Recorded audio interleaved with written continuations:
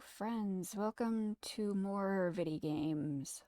This, unfortunately, the second game for 2006 would not run for some reason, which was quite annoying because I kind of wanted to play that one because it was called Go Magical Boy, and I'm all about magical boys and magical girls, they're great. So we unfortunately cannot play that one, so we are rapidly firing ahead to 2007 NaNoRenO games. This one is called Tomorrow, and it looks really neat just by this screen. Ooh, now the music starts. There wasn't any music before on the title screen. I'm gonna turn that down a little bit. Ladies and gentlemen, please hear what I say. Pause your lives for a moment for this tiny tale of time. Time that destroys all without a reason, but with rhyme. And grinds all dreams and hopes into the dust of yesterday. It is but a simple tragedy that 3 actors will portray. 3 acts compose the play and 3 endings you can choose, but no matter what you do, heads I win and tails you lose. Tragedy is the destiny and you merely choose the way. Oh, sir, you seem to be committing mitosis. The actors are in position, the show is free, no need to pay. Now, my little player, which part do you want to play? Ooh, okay, we've got this sad, frumpy man. This contemplative, frumpy man. And this sad lady. I vote lady. It is apparently a kind of Victorian style, so we will try and do that. Okay, I have to turn this sound down a little bit more because it is very loud.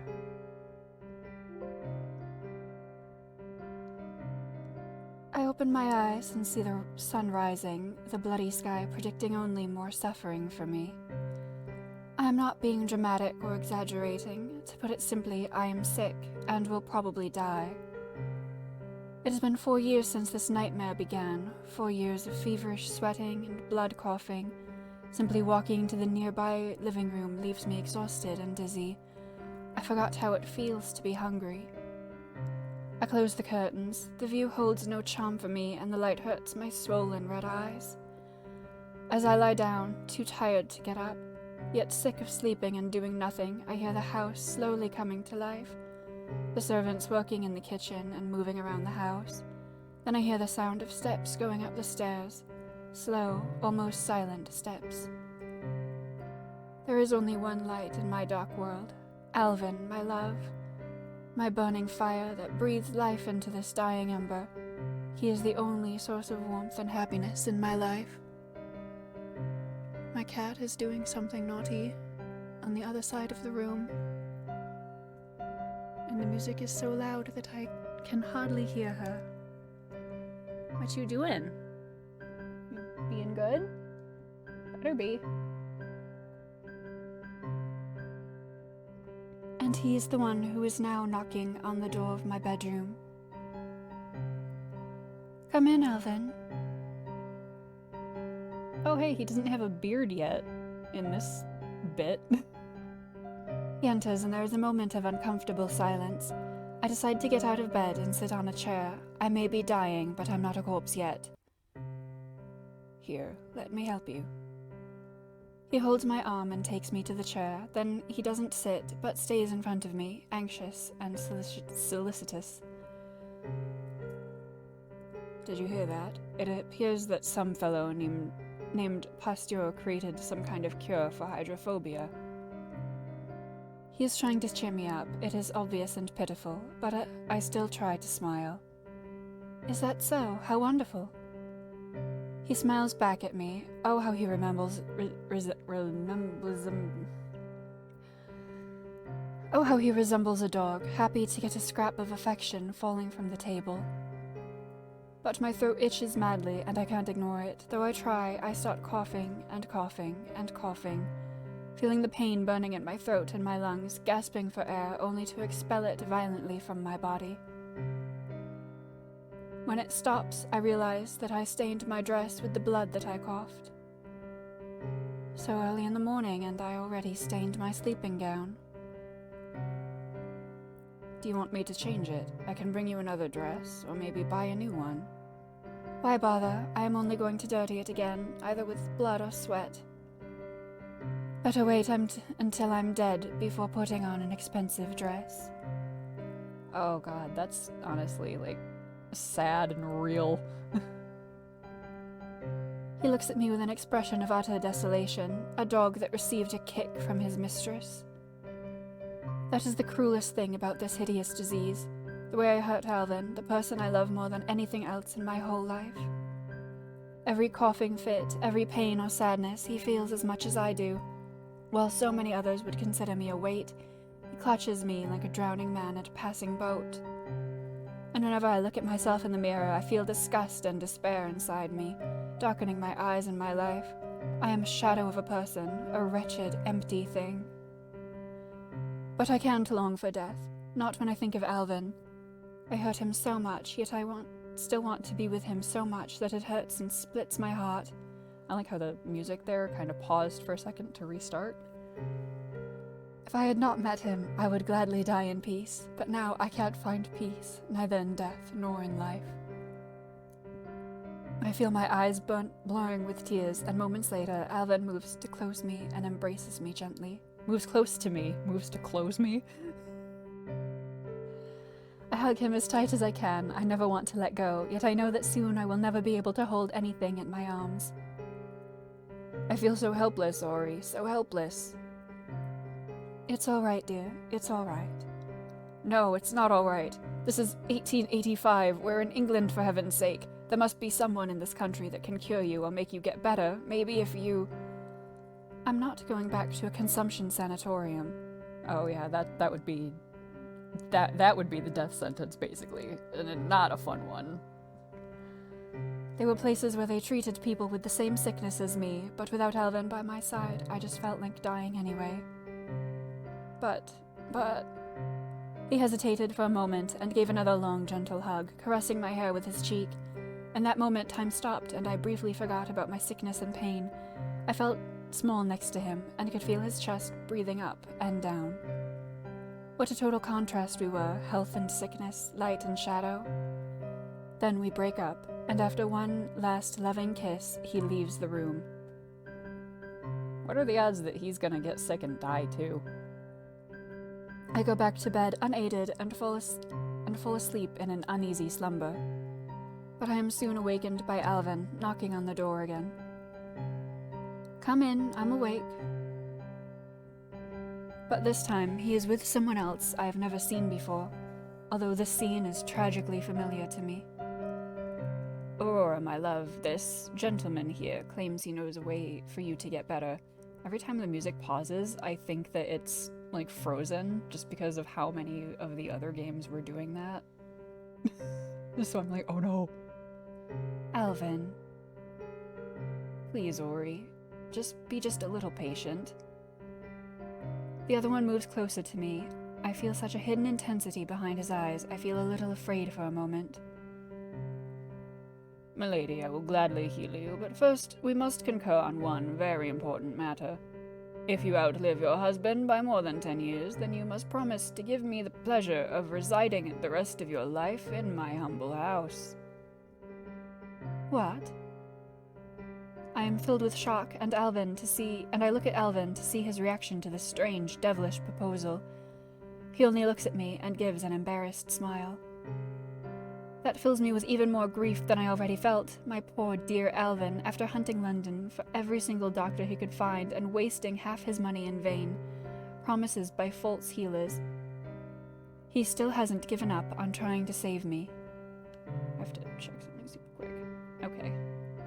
I can't tell if this music is too loud or if it's gonna be fine, but I hope it's fine. Fine, I promise. Just get it over with. I think I hardly will live another year, let alone outlive Alvin for 10 years. It doesn't matter anyway. The other man seems delighted for a moment, but soon his expression becomes carefully blank again. He takes from his pocket a tiny red orb that looks like a jewel and gives it to me. This is the Philosopher's Stone. Swallow this, and you shall be free from any hazard. I do as he says. He nods to me and bids farewell to Alvin, who seems both tense and wary at the stranger. Excuse me, sir, but we don't even know your name. The strange man comes back into the room and bows ceremoniously. I am Aldous Zoe Oberon Thornbridge. Please remember that name, since I will return in due time.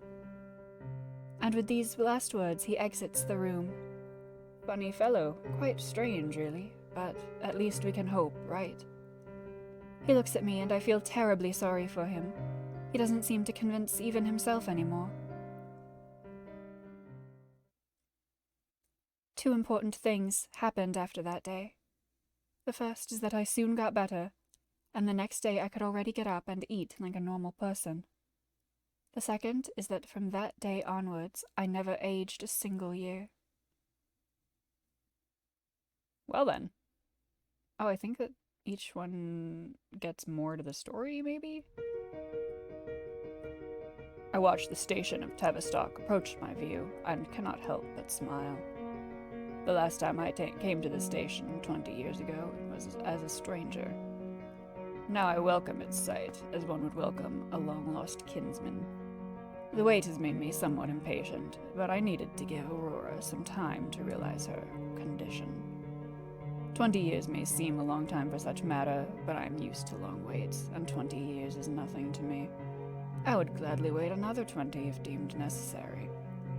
But I did not leave her alone, though. I have the house watched and know every move of its dwellers, from the theater houses they go, to what they did on their trip, to what dress Aurora wears. One as old as I learns many things and knows many friends. It was no hard task to do it. I must confess, I rejoiced with the reports I received. They showed small details about Lady Aurora's life, and that charm and surprised me in turn. She is truly a wonderfully unique person. And it shows that she is distancing herself from the man that called himself her husband. It was inevitable. He was ill-suited for Aurora in any case, far too simple with a mind that sees only black and white. To be Manichaean and dualistic is to blind yourself with the truth and shackle yourself to only one path. Maybe there was a streak of irrationality in all of us, even the most logical and sane. Why, an inattentive observer might be compelled to think that I, of all people, am acting irrationally, chasing a woman no different from any other. But I know full well her greatest charm, which she unknowingly revealed to me once, 27 years ago. It was at a party that I, in a moment of weakness, attended. As expected, I soon grew bored over the same conversations and heard for the last 500 centuries the same topics under different clothing. I was waiting on a dark balcony for the time to leave the party when I saw her. Ooh, we get a new picture now. I kind of like this one better than the other ones. Like, the front-on view looks a little bit better than the three-quarter view. She was 27 at the time, cautiously looking around to see if anybody was there. I don't know why this guy is Southern. Trying to do a deeper voice just goes Southern instead of vaguely British of some description. Then she noticed me, although it was difficult because of the darkness. Am I bothering something? Not at all. Why aren't you at the party? I should ask you the same question. She grimaced and looked back at the light sweeping from the house. My mother keeps trying to force me to dance with all these men and talking about me to them. That is the nature of mothers. It is one of the things that does not change. But you still haven't answered me. I gestured vaguely. I felt like breathing some fresh air. Say it. You're bored. It's written all over you. I raised my eyebrow. It is uncommon to see such frankness in a person, but I was exceptionally tired that day, and decided to just tell her my feelings exactly as I felt them. Do not tire of this meaningless babble. They know the answers before they ask the questions, and they concern themselves with foolish things that will not matter one jot in a few decades. What meaning is there to all this? What will any of these people accomplish? What will they change? What will they endure after they are dead? It is pointless and sad. Instead of being scandalized, as some would, she pensively waited for a moment and answered me slowly. I think it's like a play. You know, everybody knows their part and plays along. And I guess not everybody can be a main actor, right? They just like being the support characters and playing that part well. And who can blame them? Most of these people everybody calls great suffered hell to get where they are, and some are not even acknowledged in their time or remembered at all. Not to mention the others who didn't even make it there. Why risk it? And their lives aren't all that meaningless anyway. There's friendship, love. I interrupt her with a snort, revealing my thoughts upon the matter as clearly as possible without words.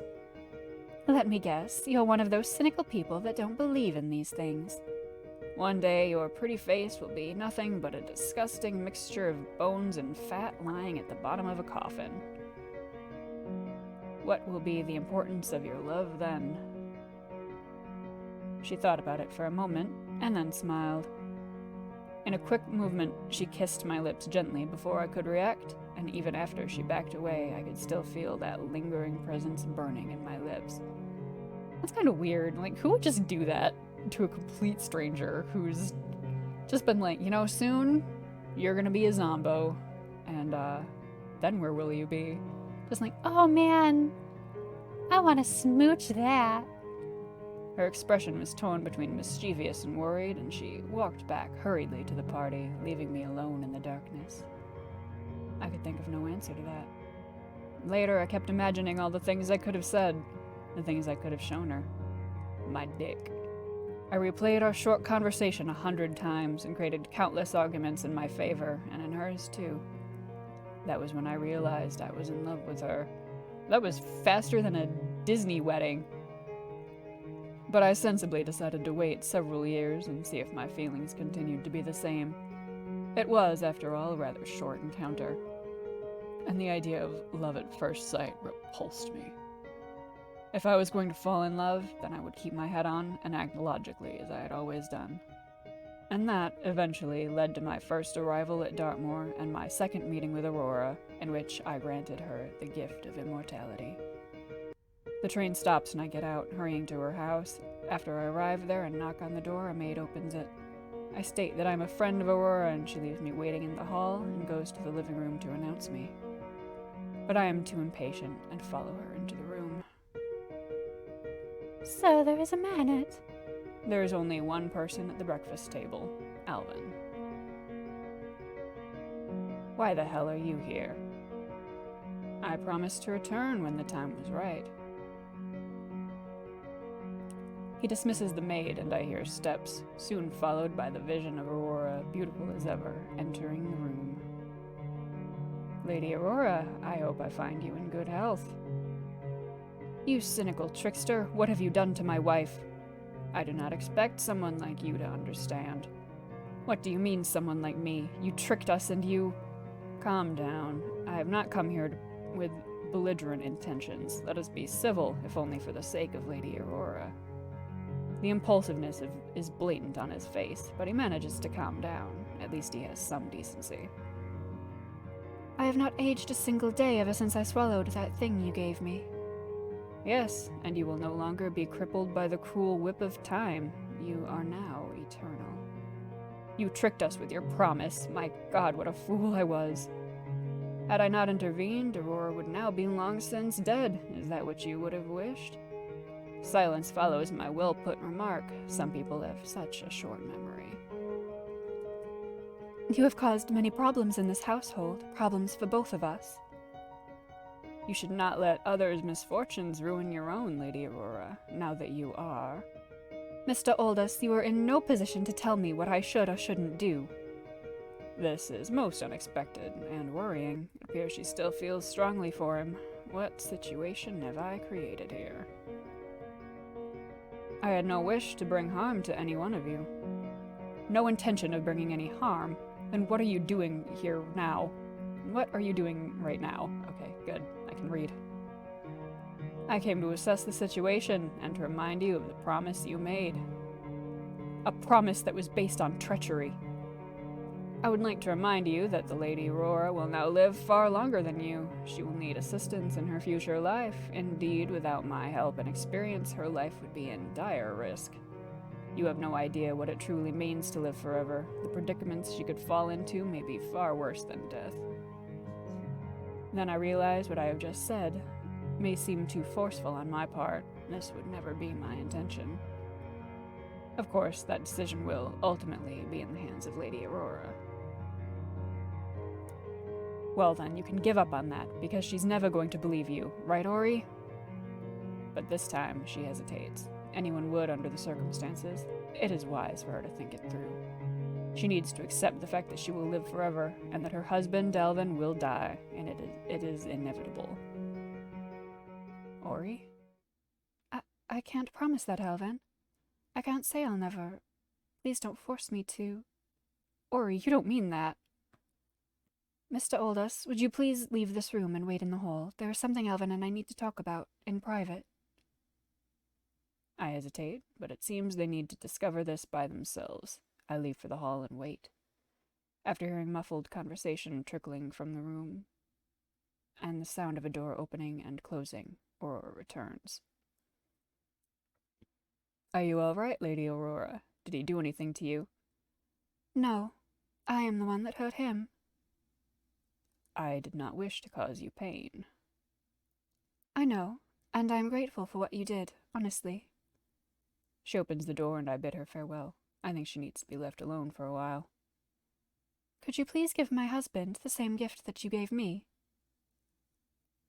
I suddenly freeze, hundreds of emotions and conflicts rising and burning away inside me. I feel pain and remorse for what I am about to say, but to accept what she asks for is to renounce her forever, and that is something I will never do. This person I met one time 27 years ago. Impossible. And I leave the house, hearing the door close behind me. I have no excuse for my behavior. I am being selfish and cruel, but that is one of the many aspects of love. Is it? I don't think so. I don't think that is. You met this person one time and had a single conversation with her. You are a creep. Forgive me, Aurora. Will you still care for me after seeing the darkness inside of me? To be fair, she didn't actually care for you. Like, she didn't even know you.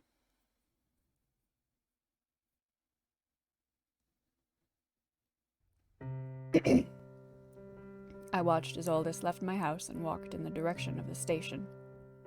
The thought of killing him right now flashes in my mind, but I reject it. I don't have a weapon ready, and I don't want to shame my dear Aurora with my murderous plan. I know that she will hate me when she finds out. She loves him, even though he tricks and deceives like an elegant devil, a modern Mephistopheles. It pains me to remember that Ori is in love with that monster. It rips my heart and makes me want to cry, but there is no time for this. I must act now. Does she love him? She doesn't know him. I go to the house of a friend. Gregory is a retired policeman, and he has friends scattered in all sorts of places. One of them will give me what I want. I ring the doorbell, and after answering the maid and being invited to the living room, I am greeted by Gregory himself. Alvin, how have you been doing, old friend? Haven't heard from you lately. I'm sorry, Gregory. I've been busy lately. In fact, I came here to ask you a favor. Straight to the point, eh? Anyway, what can I do? What can I help you with, my friend? I've lost the address of a very important client, and I'm supposed to visit him tomorrow. Could you somehow find his address for me? The only thing I remember is that he lives in Sussex. Well, I do know the chief of police in Sussex. I could send him a telegram. Oh, please do it, as soon as possible. Of course I'll pay. This is very important to me, you know. I can see that. Just write the message in this paper and I'll send it for you. I don't want to trouble you too much on this matter. No trouble at all, that's what friends are for, eh? Thank you, Gregory. The person I'm looking for is called Aldous. He has black hair, wears old-fashioned but expensive clothing, and speaks complicatedly, but with a bit of an accent. Looks like quite a card. Must pay you good money, though, if you want to meet him so badly. Yes. There it is. I've written the place where you should send on the back, see? Thank you very much, Gregory. I must apologize, but I have to go. I have an appointment in London soon, but you've helped me a great deal. Thank you. So soon? You keep working like this, and it will be the death of you. Good luck on your business, my old friend. Thank you, Gregory. I'll pass you on my way home to get the address. As I leave the house, I go to the station myself. That monster left already, as I can't find him. I buy a passage to London, and soon I'm already on my way. There, I buy... I pass by the bank first. Then I search for suitable weapons shop and buy a revolver and ammunition. I can feel the presence of the gun hidden inside my coat, and its presence there is reassuring. I am armed and ready. I will show Aldous the consequence of threatening the life of Aurora. I do it for her, and only for her. I can only hope she will forgive me later. If she doesn't, however, I will understand. Assassination is a terrible crime. My conscience still tortures me as I think of the terrible act I will shortly do. But when I remember my sweet Ori in the hands of that cunning demon, I shiver when I think of what he will do with her. I'm willing to stain my hands with blood if it means saving her. I return to Tavistock and go to Gregory's home. Some time has passed and it's already getting dark. Ah, Elvin, here's the address you asked for. Thank you. I'll copy it and go there tomorrow. Are you all right, Elvin? You look a bit tense. I try to give him my most calm and serene smile ever. It's all right. Just a bit tired, that's all. He doesn't seem much convinced, but I concentrate on copying the address and then bid him goodbye and get out of the house. Another train ride later, and I am in the town of Lamberley. I ask for directions, and soon am in front of Aldous' house. My heart beats steadily quicker as I get closer to my destination. I pace around the house for a moment, but as far as I can see, there are no servants in the house. There is an open window that almost beckons me, and I decide to enter through it. I hope I won't meet any servants. I don't want to hurt anyone. Well, there is no turning back now. As soon as I enter the house, I realize I am in the main hall, which is very well lit. What do you seek, Mr. Elvin?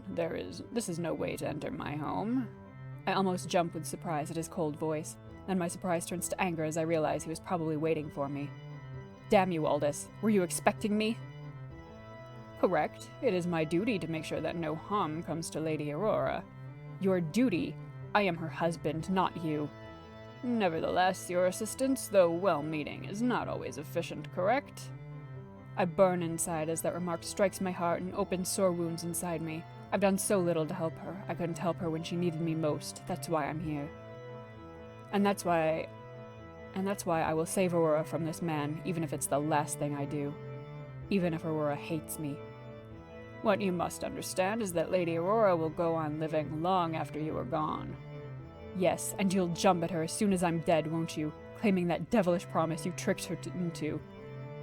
She needs to learn how to survive as an immortal. Do you have any idea how dangerous our situation is? If certain people found out, they would do anything to find this secret. They could torture us in countless ways. They could kill the ones we love. And if they found out, then they would use this to their own greedy ends. Wars, assassinations, preserving the lives of the powerful and frivolous. You know, if you don't want people to find out about being an immortal, then why did you make another person immortal? She must be taken care of. She will never come to your house. That's a kind of underwhelming line. That is when I realized someone is knocking on the door. I was so angry I didn't notice it until now. I brace myself for some kind of friend or servant of Aldous, but the person that enters the room is the one I least expected and wanted now. My love, my beautiful wife Aurora, feel the cruel joke fate has done to me by sending her here and now of all times. Ori? She looks so sadly at me that I cannot bear to look at her. Reaching inside my coat, I feel the cold steel of the revolver hidden inside it, and point it at Aldous. Time slows down and I feel like a sleepwalker in the middle of dream and reality. My mind is blank and the emptiness echoes of grief too huge to be felt by anyone. Stop! The scream runs through my veins and jolts my mind, bringing me back from wherever I was, and I am frozen, stuck in a strange situation that I don't remember getting into.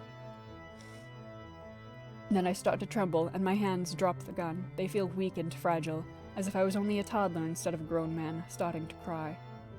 I hear Ori breathe deeply, and my heart feels another stab of grief. I await the inevitable. This has gone on for too long. The situation hurt us too much. This must stop. My eyes are closed, and my breathing is cut by stifled sobs that insist on bursting out of my caged heart. Mr. Aldous, I want to die. What? Ori, I want to die. Lady Aurora, you surely can't mean... I meant exactly what I said. No, this is wrong. I don't want her to die. I was going to sacrifice myself exactly to save her from being hurt, or even killed by Aldous. No, Ori, I don't want to see you die. I never wanted to hurt you. Please kill me or abandon me, but don't do that. Don't kill yourself, Ori. I would not be killing myself. I would merely be following my fate. She closes her eyes again as she begins to speak. Her face, it's so beautiful. She can't really mean to kill herself. Does she really want to end her life so badly? How long has she carried these dark thoughts? If she killed herself now, I would never forgive myself. I feel guilty. I feel guilty for making you worry about me when I was sick, Alvin, and after I was cured, we had only a brief moment of happiness before I brought you pain once more. No, Ori, you... I saw your suffering as we realized I wasn't aging. To speak the truth, I don't like this young body either. I feel alone, isolated, as if there were a towering wall between myself and everybody else in the world. And I've hurt Aldous, too. I don't think he likes this any more than us, Alvin. To live forever walled off from the rest of the world, and to live eternally knowing I've hurt so much the person I love the most and the person that saved me, that I cannot bear.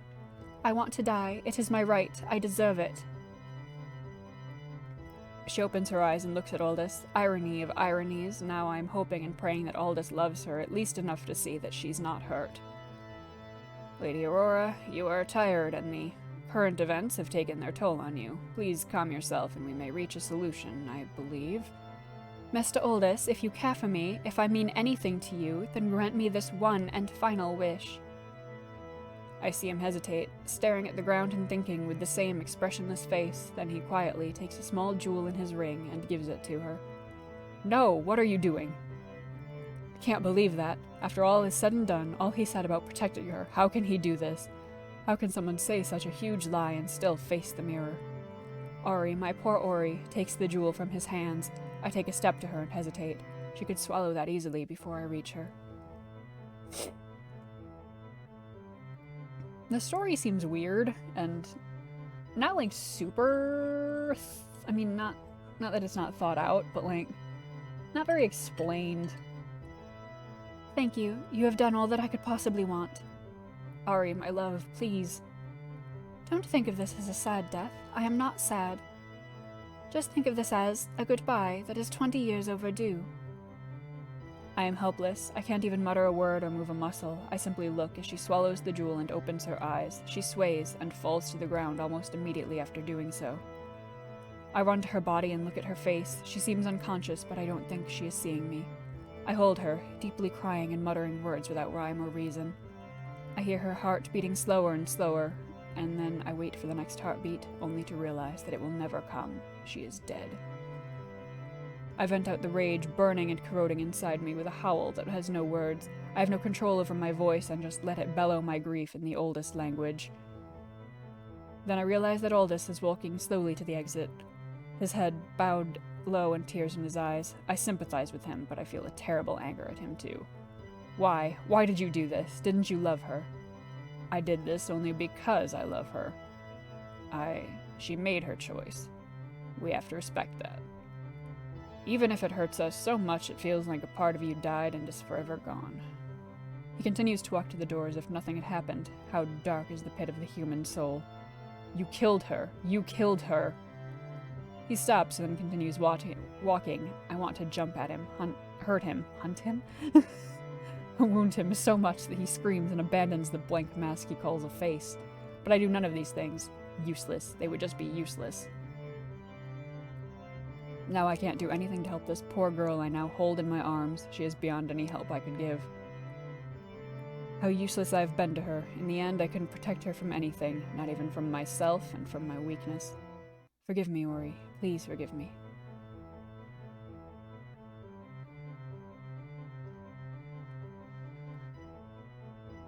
Elven Ending 2, Epic Poem for Sacred Death. So is there different endings depending on what order you do them in? Because there weren't any choices really at any point other than what order you did the things in. So maybe the play has been acted, the actors leave the stage, the music is over. The music is not over, it is still going. The masks are on the floor, the audience is gone, and the key has locked the door. The dream is now over, go back to your fleshy cage. Oh, they get color now. Thank you for watching our play. Story written by Mr. E. Character art done by DeFool, and without his help, this game could not have been made. Background, okay, that is just all of the...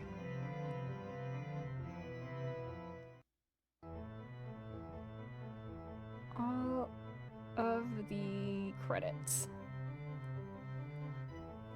Ivan cannot go out today.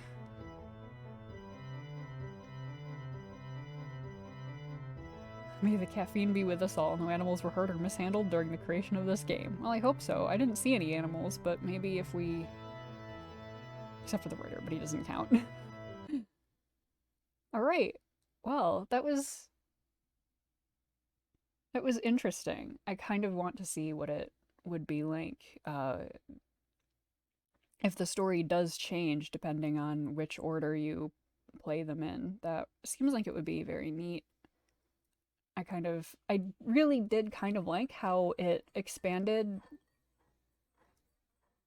It just kind of went from like a different perspective for each one, and it didn't just tell the same parts, it did different parts for each character. That was neat. That's cool. This one was very interesting. I liked it a lot.